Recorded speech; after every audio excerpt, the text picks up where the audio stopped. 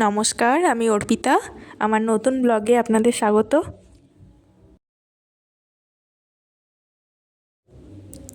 আমরা আজকে যাচ্ছি একটা নতুন জায়গায়, যেটা কখনো যাইনি কোনো দিনও, রানাঘাটের বিনোদিনী পার্ক। রানাঘাট স্টেশন থেকে বেরিয়ে টোটোতে মাত্র 10 মিনিটের দূরত্বে এই বিনোদিনী পার্ক পৌঁছে যাওয়া যায়। এখানকার প্রবেশ মূল্য 20 টাকা, তো এক একজনের জন্য 20 টাকা করে লাগবে ভিতরে প্রবেশ করতে। আমরাও টিকিট কেটে ভিতরে প্রবেশ করে গেছি। তো ভিতরটা দেখে নেওয়া যাক কেমন সুন্দর করে সাজানো রয়েছে। রানাঘাটে চূর্ণী নদীর পাশে অসাধারণ প্রাকৃতিক পরিবেশের মধ্যে অবস্থিত এই বিনোদিনী পার্ক। তো আসলে আপনাদের টাকা জলে যাবে না, মানে যেটুকু টাকা আপনারা ব্যয় করবেন ততটুকু আনন্দ আপনারা পাবেন এখানে এসে।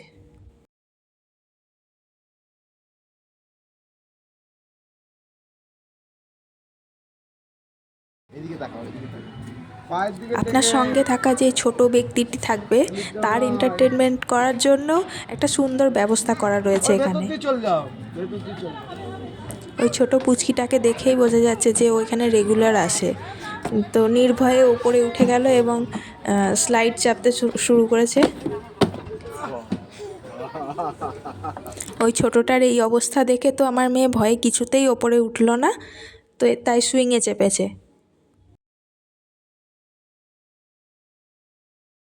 পার্কের ভিতরের আরও কিছু ছবি ভিডিও চলুন দেখে নেওয়া যাক। বাচ্চারা স্লাইডে বেশ ভয়ই পায়, সব বাচ্চাদের ক্ষেত্রেই দেখেছি স্লাইড চাপতে ভয় পায়।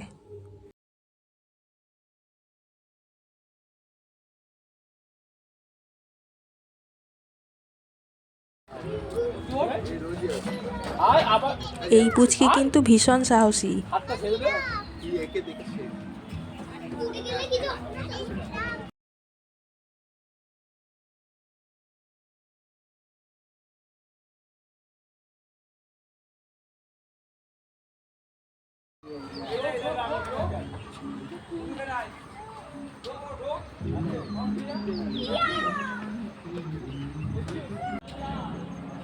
আপনি চাইলে পার্কের ভিতরকার এই সমস্ত জিনিসপত্র চাপতে পারেন, কিন্তু তার জন্য পার হেড 20 টাকা করে লাগবে।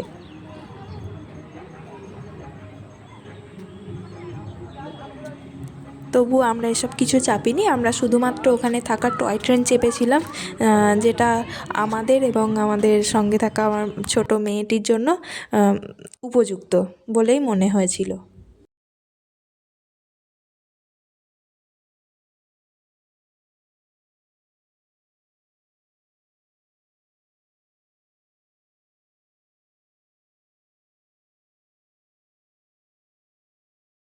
এই যে সেই টয় ট্রেন যেখানে আমরা চাপবো।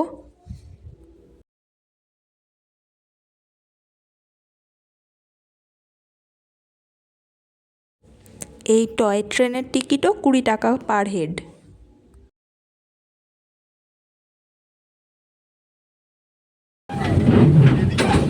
ট্রেনে চেপে পার্কের ভিতরকার ভিউটা আরেকবার নিয়ে নিয়েছি।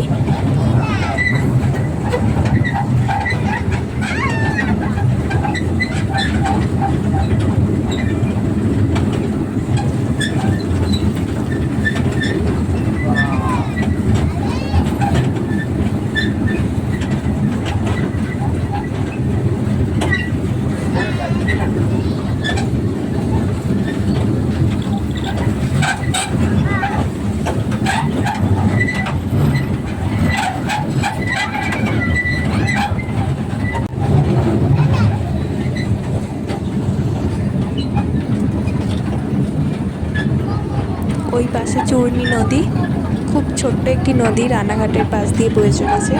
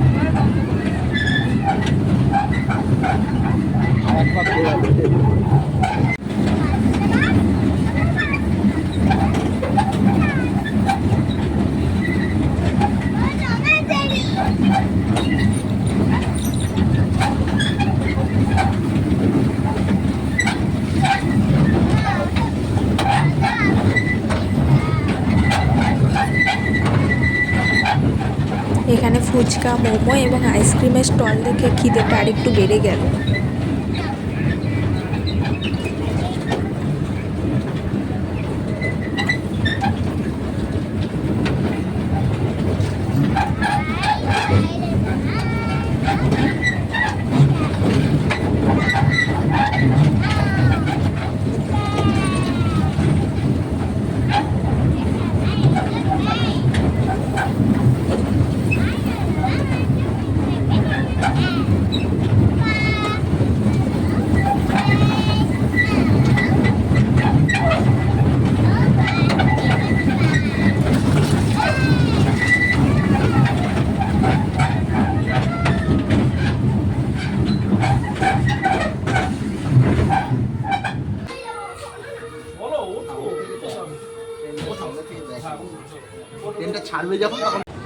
আমরা ট্রেন থেকে নেমে পড়েছি।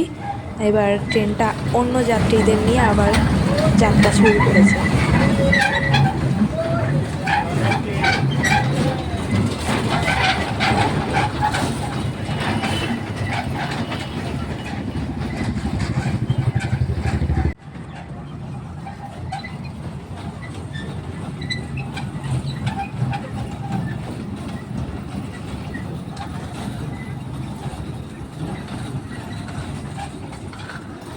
পার্কের এই সাজানো গাছের ভিতর দিয়ে এই টয় ট্রেনটাকে দেখতে যে কী অসাধারণ লাগছে, এই দৃশ্যটা শুধু আমি একা উপভোগ করব না বলে আপনাদের সঙ্গেও শেয়ার করে নিচ্ছি।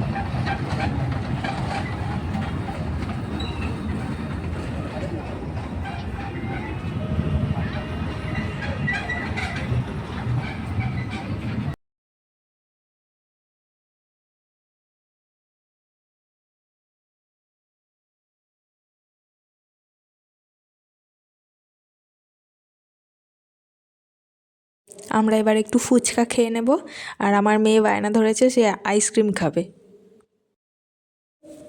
যদিও জানুয়ারি মাসের বিকেল, তবুও বায়না যখন ধরেছে বেড়াতে এসে, তখন একটা ছোট দেখে আইসক্রিম তো কিনে দেওয়াই যায়।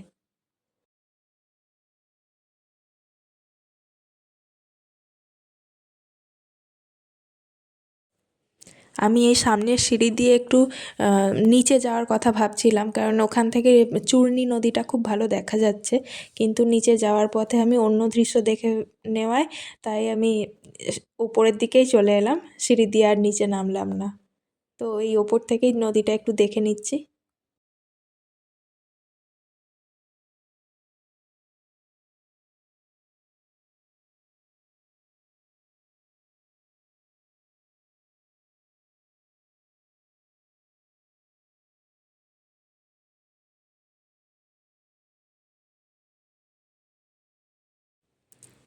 এই সেই কারণ যার জন্য আমি সিঁড়ি দিয়ে আর নিচে নামিনি, এমনকি নামার সাহসটুকু পাইনি।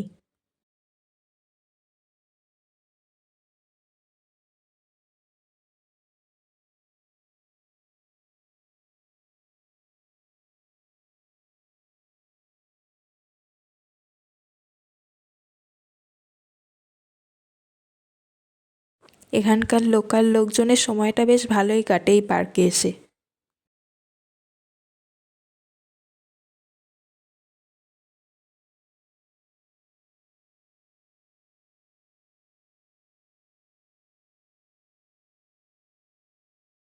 মোটামুটি আমাদের ঘোরা হয়ে গেছে, এবার আমরা বেরিয়ে পড়বো, কারণ আমাদের বাড়ি ফিরতে হবে, বাড়িটাও অনেকটা দূরে। এখানে একটা গরু কেমনভাবে দরজার সামনে দাঁড়িয়ে আছে, যেন নিজের বাড়িতে ঢোকার জন্য কলিং বেল বাজাচ্ছে।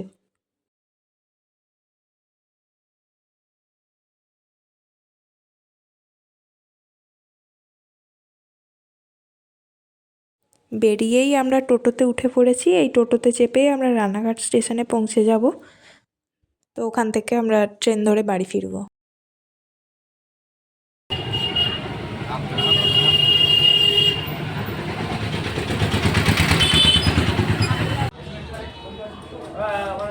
স্টেশনের কাছেই এই মন্দিরে আমরা একটু প্রণাম করে নিলাম।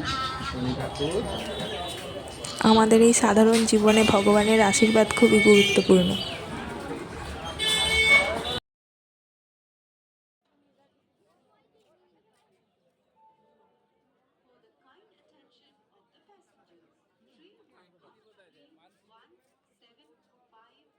এই যে স্টেশনে পৌঁছে গেছি, আমরা এবার বাড়ি ফিরবো।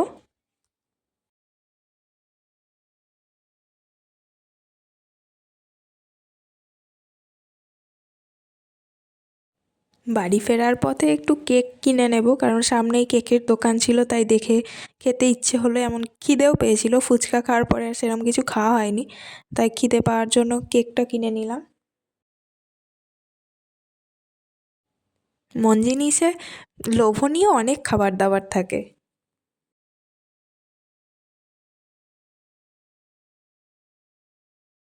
আজকের মতো ভিডিওটা এখানেই শেষ করছি। যদি আমার ভিডিও আপনাদের ভালো লেগে থাকে তাহলে লাইক, শেয়ার এবং সাবস্ক্রাইব করে দেবেন।